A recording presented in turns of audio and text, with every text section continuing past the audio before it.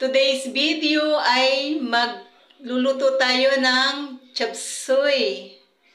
Ayan, nilagay na natin yung butter.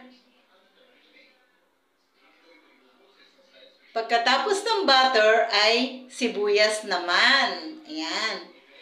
Halo-halo lang tayo mga guys. Mekos-mekos lang. Ayan, tapos nilagay na po yung sibuyas. Nilagyan ng isang damakmak na paminta. Ayan, para masarap.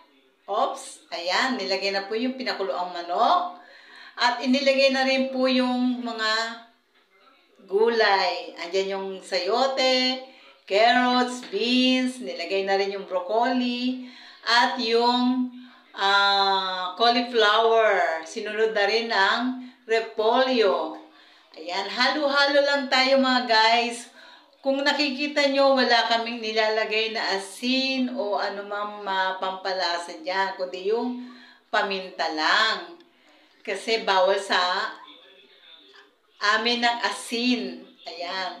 Etong pampalasa, mayonnaise. Ayan, sa chop suey. O diba? Napakasarap pala guys. Bagong menu yan. Na yung chop suey ay nilagyan ng mayonnaise. Ayan ang finished fry.